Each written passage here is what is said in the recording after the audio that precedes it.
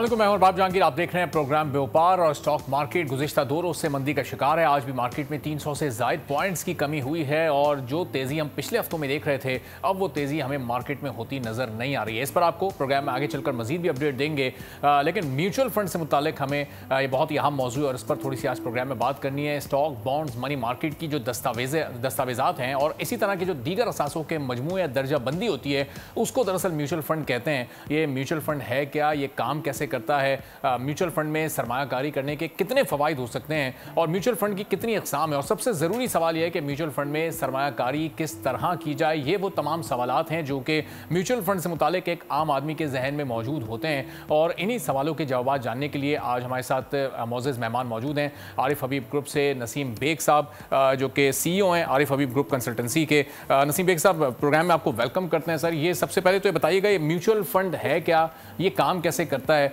एक आम आदमी को अगर बुनियादी तौर पर इस फंड को समझना है या इसमें सरमायाकारी करनी है तो उसका क्या तरीक़ाकार होता है? जी देखिए,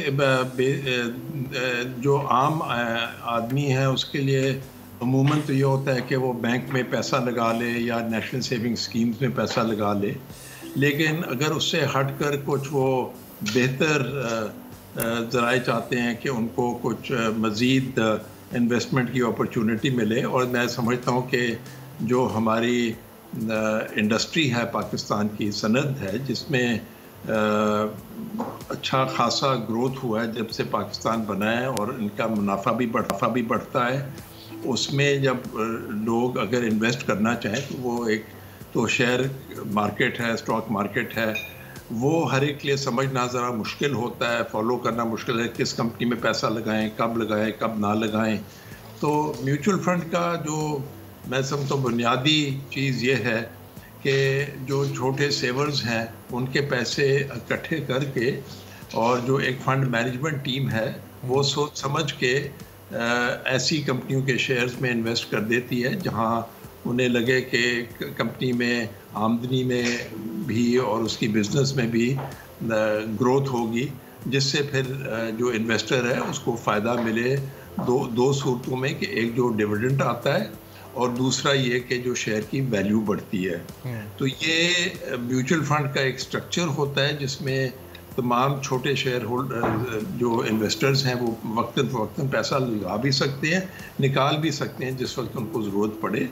तो ये तो एक बुनियादी स्ट्रक्चर है जो स्टॉक मार्केट के लिए क्रिएट हुआ। फिर उसके बाद क्योंकि बैंक डिपॉजिट में जब आप पैसा रखें उससे कुछ ज़्यादा निस्बतन आप कमा सकते हो गवर्नमेंट बॉन्ड्स वगैरह में, या कुछ प्राइवेट सेक्टर की कंपनियां अपने बॉन्ड इशू कर देती हैं, जिसका मतलब ये है कि वो एक लोन का स्ट्रक्चर होता है कि आपने पैसे आज ले लिए किसी से और एक या तो एग्रीड ज़रा सूद होता है जिस पे आप कमाएंगे और फिर आपके पैसे वापस हो जाएंगे, या जो अब शरई तरीके से सकूक वगैरह की शेप आ गई है जिसमें आप हिस्सेदार हो जाते हैं।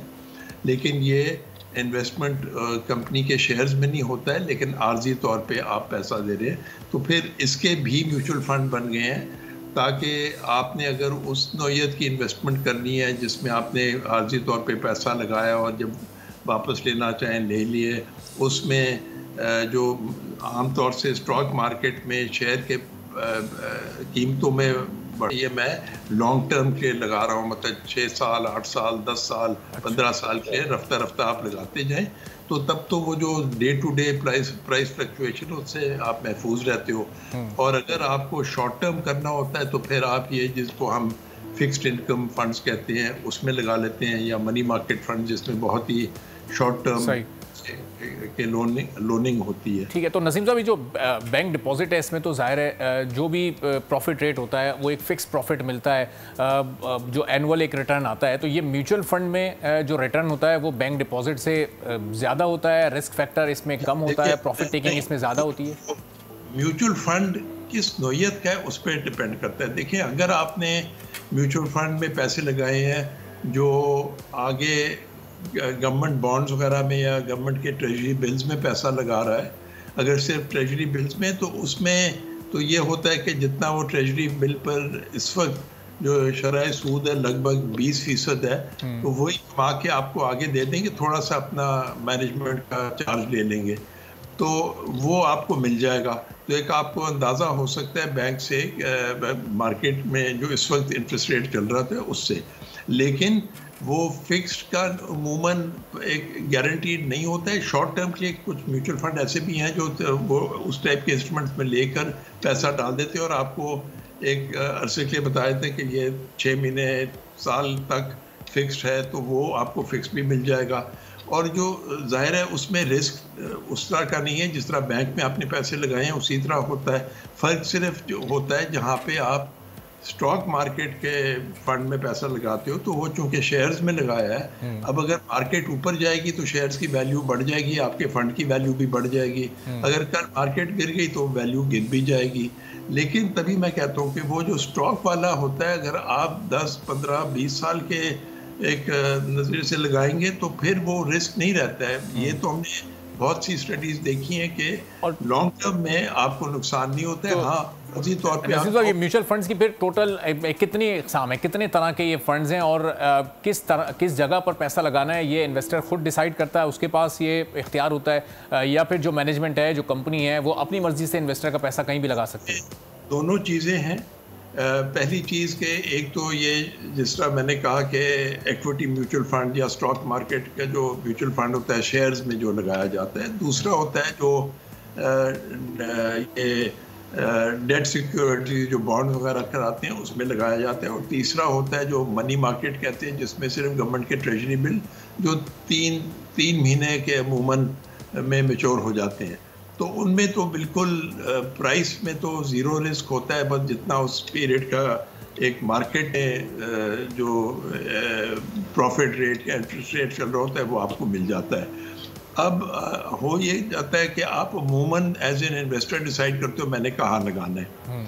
और लेकिन कुछ म्यूचुअल फंड्स ऐसा भी ऑफर करते हैं कि जी हम एक बैलेंस फंड में या मैनेजमेंट एसेट एलोकेशन फंड में लगा देंगे पैसा।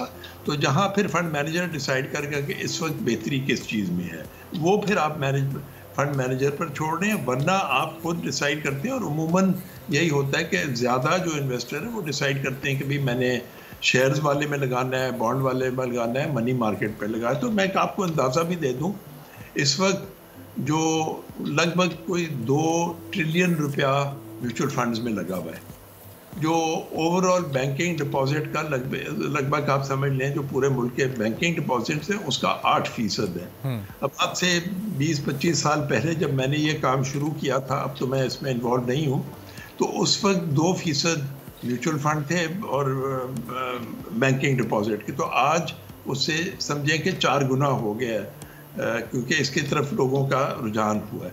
दूसरा ये है कि जो क्या कहते हैं जिनने हमारे मतलब जो उस वक्त हमने शुरू किया था स्टॉक मार्केट फंड, उसमें जो पैसा लगा तो वो बहुत सेटिस्फाइड है, उनका कोई नुकसान नहीं है, बहुत ही सेफली और बहुत कमाया है उस पर उनने। ठीक है, मार्केट में भी लगाने से ज़्यादा कमाया है। ठीक है, बहुत बहुत शुक्रिया नसीम बेग साहब, CEO आरिफ हबीब ग्रुप कंसल्टेंसी हमारे साथ मौजूद है। सब्सक्राइब करें और बेल दबाएं ताकि कोई खबर रह न जाए।